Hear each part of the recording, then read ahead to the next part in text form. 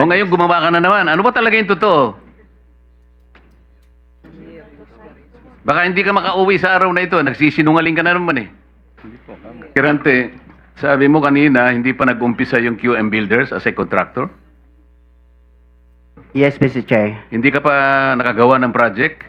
Hindi pa kasi yung nag-asawa ko ng 1991, nag-umpisa kami sa hardware. Yung maliit na hardware, nagtitinta lang bambo, mga ganun eh. Mga Bakit, lipa. bakit nasama ka sa 15 contractors Eh, sa listahan ng Pangulo?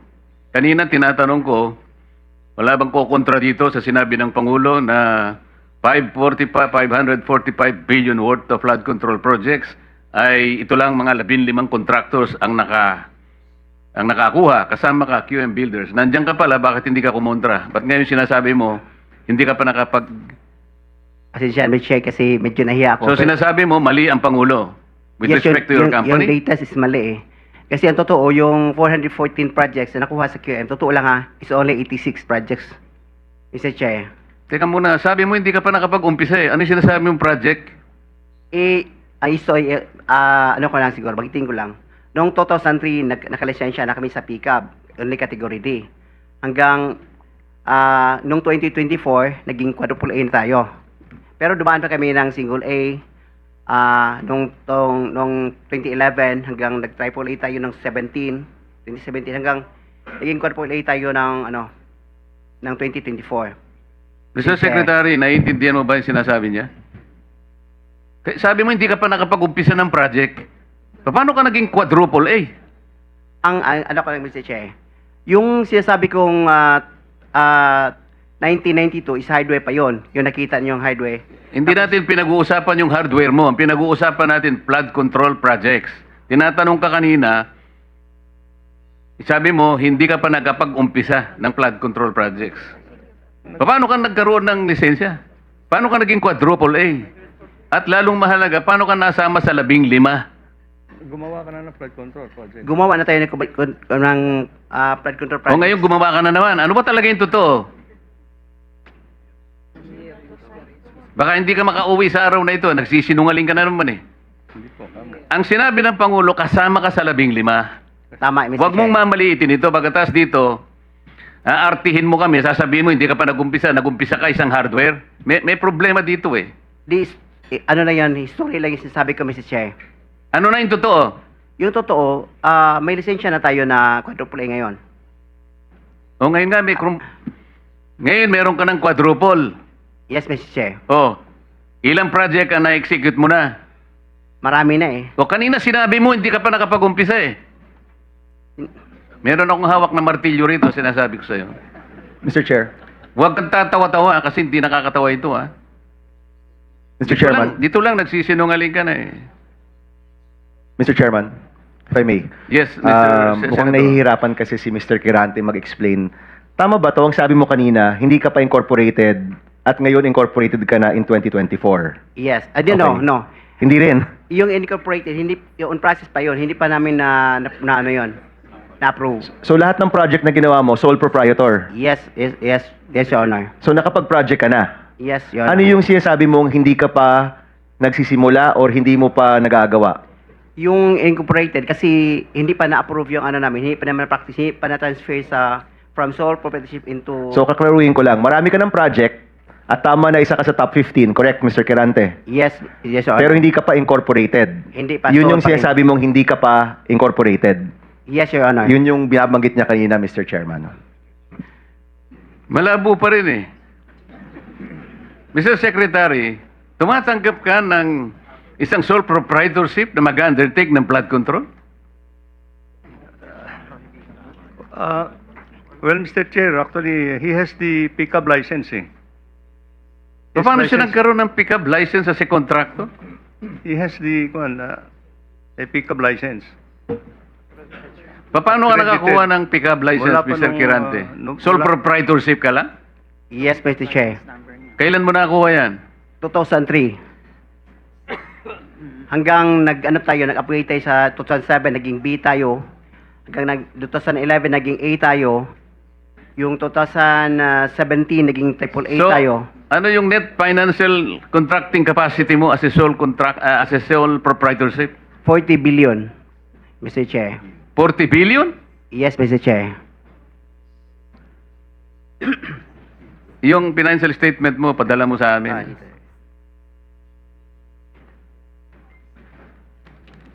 Mr. Chair, if I may. Mr. Chair, Teka muna, si Senator JB muna para matapos natin lahat. quick lang para sa kanya. Kanino? Kay Randy. Habang hindi pa siya umalis. Naniniwala ka pa dyan? Naintindihan ko, Mr. Chair, dahil tingin ko, Bisaya ito, hirap mag-express ng sarili niya in Tagalog. Kaya, I would rather advise him na uminom ka ng tubig, mag-inhale ka, relax ka, at ang pagsalita mo, huwag mo masyadong bilisin. Naintindihan kita para tayo Bisaya. May difficulty in expressing yourself ka. Hindi ko kinakampihan, Mr. Chair, ha? Ang sinasabi niya, meron siyang 40 billion pesos. 40 billion. NFCC. 40 billion ang sinasabi niya. NFCC, Mr. Chair. Kaya nga, 40 billion pesos. Yes, Mr. Chair. Oh. Naniniwala ka, Mr. Senator? Ano yung NFTC, Mr. Chair? Hindi ko... Net? Net financial contracting capacity. Totoo, tinoon na. Bay. Ha? Yeah. May 40 yes. billion ka. Yes. Nakadeposito sa bangko na. Ano sa mga? Ay, Paano? hindi. Yung NFCC kinuha sa... Ano yan? Yen o pesos? Asset yan. Kasi yung NFCC, kinocompute ng times 15 yon, Mr. Chair. Halimbawa, may 1 billion ka sa bangko. Pwede ka sa 15 billion. Hmm. So, halimbawa, may pera ka sa bangko na 2 billion, ibig sabihin, pwede ka sa 30 billion. Yan ang computation. Kaya tayo yung pera natin, kasama na yung mga assets, more than 2 billion. Kaya, i-multiply natin ng 15, abot ng 40 billion. Kaya kami monta at hanggang 40 billion. Mr. Chairman, Mr. Kerante, ito tinitignan. Ano yung 2015 na QM Builders Incorporated? Ina-apply namin dyan sa SEC, Your Pero Honor. 2015 pa siya. Pero hindi pa namin tinatransfer Transfer to? to sole proprietorship into incorporated. Hindi, ito incorporated na ito eh. This is a corporation. Kasi ang explanation ng bookkeeper natin, yung ano natin gahandol, yung experience ng from sole proprietorship, itatransfer muna sa Hindi, iba yung incorporated. experience, iba yung corporate entity. Incorporate entity is 2015 nandyan na siya. Ah, Pero sinasabi nyo, walang nangyayari. wala nangyayari. Ang Ina-apply lang. ginagamit nyo since 20 noon pa ay yung inyong sole proprietor. Yes, Your Diyan Honor. pumapasok inyong income, in other words. Yan rin ginagamit nyo pagbibid ng mga projects. Yes, Your Honor. Tama? Ganun ba? Ganun ba ho ang interpret? So, dalawang entity, yung sole proprietor at yung incorporation. Yes, Your Honor. Okay. Sabit nyo na lang ho sa amin yung mga dokumento na yan. Thank you, Mr. Chairman. Senator JB? Thank you, Mr. Chair. Mr. Chair, siguro ang gusto natin dito, aside from the accountability that we're looking for, ang gusto natin ma-achieve, no, in aid of legislation. Mr. Chair, I have the second bill that I filed in this Congress is a comprehensive master plan for infrastructure development. Na kahit sino po ang maging presidente, when it comes to infrastructure, especially big ticket items, dapat po tuloy-tuloy. Tulad ho ng mga floodway projects, kanina nabanggit ni Secretary, it transcends different, multi-year po ito at it may transcend different administrations, no? Ang tanong ko lang, Mr. Secretary, siguro matagal na rin ho kayo nasa DPWH. Dati po, meron tayong Napindan, Channel, Manggahan Floodway, and other big flood control projects. Pero parang lately, do we have similar flood control projects of this magnitude? Yung ganito kalaki. Kasi sa tingin ko po, siguro sagutin nyo rin po ko, yung taon-taon na pinoproblema ng Central Luzon, ng Bulacan, ng Pampanga, kamakailan tayo nandito rin. Ang kailangan po talaga dito, floodways, speedways, and water impounding. So, Mr. Secretary, at present, meron ho ba tayong ganitong mga uri ng proyektong ginagawa? Before the Secretary answers that question, let me acknowledge the presence of our senior Vice Chair of this committee, Senator Alan. You can now answer the question. Thank you, Mr. Chair. Yes, Mr. Chair. We have similar projects of that magnitude in the other river basins, major river basins in the country, Mr. Chair, that are financed by official development assistance, Your Honor. And in these major river basins, they have a comprehensive master plan, Your Honor. But Kanina pa Mr. Secretary, as we had discussed already, no matter how comprehensive these river basin Master plans. master plans, until and unless you are able to coordinate with that office that we made reference to earlier, Yes. this is the River Basin Control Office, walang mangyayari dyan. Because it should have been an integrated one. That's Kahit na 100 river basins pa yan, with their separate and individual master plans, kailangan pong coordinated per the mandate of the law na nakalagay sa balikat ng RBCO. So sa ngayon, wag po natin munang gawing parang sagot na makapagbibigay ng kapayapaan ng loob sa ating mga kabayan. Wala pa po tayong na-accomplish in relation to an integrated master plan that will answer the continuing problem of flood ravages in this country, Mr. Secretary. That's correct, Your Honor. Total, pinag-usapan na rin kanina pa na master plan po dapat ay sundin. No? Pinoint out na rin po ng ating chair. Pero, Mr. Secretary, nabanggit ko kanina, 3 taon na ho tayo. Pangatlong taon na ito, kung di ako nagkakamali, na tayo nagkakaroon ng pagdinig dito tungkol po sa flooding. Paulit-ulit din po ang ating nakukuhang tanong at sitwasyon.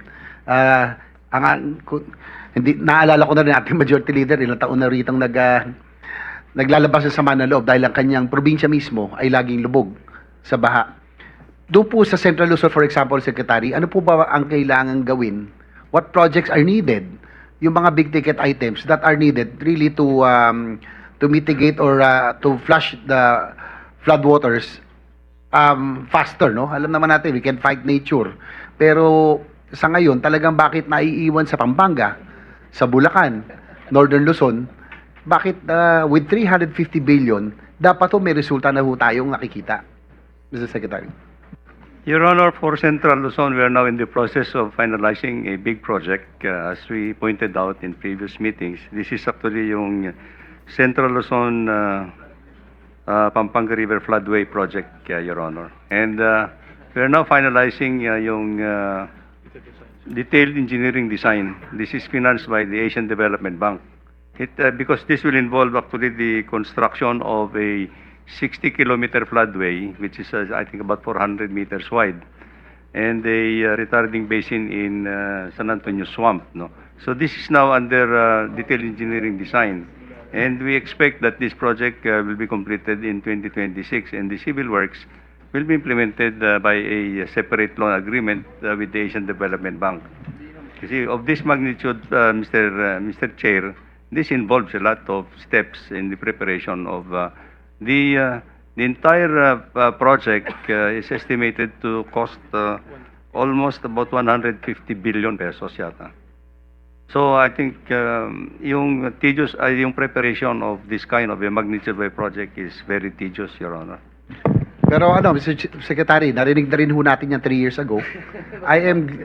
I am glad kung talagang nagsimula na at kung 150 billion lang yan binabanggit nyo, kalahati lang ho yan ng taon-taong budget. Kayang-kayang gawin kung talagang gagawin, no? Gugustuhin. Ang tanong ko lang po, kung yan po ay parte ng master plan, siguro yes or no lang ho. Nasusunod ba talaga yung master plan ng ating sa kasalukuyan? Or is it that with the very large budget of the for flood control, hindi ko kaya, dahil po, pinoint out kanina ang ating chairman, obviously, dapat common sense dictates na dapat yung flood-prone provinces, nandun ang concentration ng flood control projects. Hindi ho kaya yung pong mga district offices would want a pie of that 350 billion a year master plan, flood control project.